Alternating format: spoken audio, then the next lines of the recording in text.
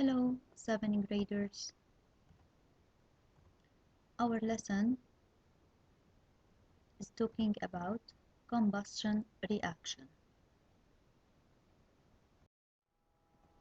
Combustion reaction. Combustion reactions are very common reactions in our daily life and in industry. For example, the combustion of wood, of gas, and of candles, and many other materials that can burn. Combustion means burning. Let's remember together the difference between physical change and chemical change. The physical change, the identity of the substance didn't change. For example, the change of state is a physical change. Vaporization or condensation, solidification, and melting, all these are examples of physical change. The identity of the substance didn't change. While the chemical change, in a chemical change, the identity of the substance change and we can't go back to the initial case. Combustion reaction is a chemical reaction. In order to know if a reaction is chemical or physical, we should look for four evidences. If there is release of light and heat, if there is formation of a precipitate, if there is release of a gas, and also if there is a change in color. The combustion reaction contains these evidences. Combustion reaction is a chemical reaction since heat, light, and a gas is released. Also, combustion reaction is an exothermic reaction since heat is released.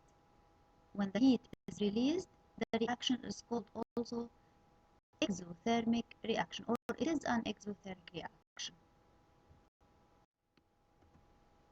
Materials needed for combustion reaction. First, a combustible substance, which is the burning substance. In order to burn wood, the wood is the combustible substance. If you want to light up a candle, the candle is the combustible substance.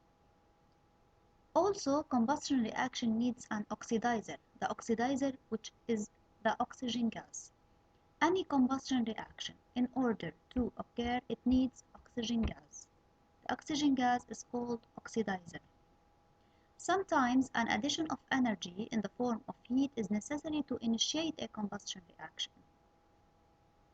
For example, here the trees are burned due to the heat coming from the sun. Also, in order to light up or in order to burn these woods, we light a match, we give these woods a heat energy, then the wood will burn. Now, in order to show that combustion reaction needs only oxygen gas. Here, experiment 1, medium without oxygen gas, no combustion. Experiment 2, medium with oxygen gas and without nitrogen, combustion occurs. Experiment 3, medium without oxygen gas and with nitrogen, no combustion. So, any combustion reaction needs oxygen gas in order to occur. Example on combustion reaction. Butane gas plus oxygen gas gives or produces carbon dioxide gas plus water vapor. Here, the gas burned is a butane gas. The reactants are butane gas and oxygen gas. The products are carbon dioxide gas and water vapor. The combustible material is the butane gas. The oxidizer is oxygen gas. Kindling or ignition temperature. It is the minimum temperature needed by a substance to start burning. The lower the kindling temperature of a substance, the faster it starts to burn.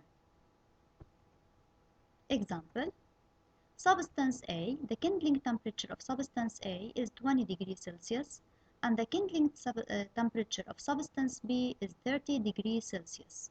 Because the temperature of substance A, the kindling temperature of substance A is less than that of B, substance A will burn first. Let's solve together this application. Consider this histogram. First, the vertical line represents the y-axis and the horizontal line represents the x-axis.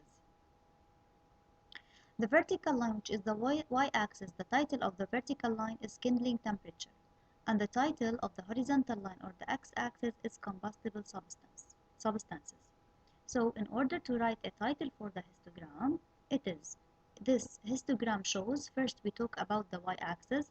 This histogram shows the kindling temperature of certain combustible substances. Define kindling temperature. It is the minimum temperature needed by a substance to burn. Indicate the substance that has the highest kindling temperature. The substance that have the highest kindling temperature is C. Indicate the substance that has the lowest kindling temperature, it is A. Specify the substance that will burn first and the one that will burn finally. The substance that will burn first is the one having the lowest kindling temperature, which is A, and the substance that will burn finally is the one having the highest kindling temperature, which is C. Transform the histogram into a table. In the meeting, we will solve together this question.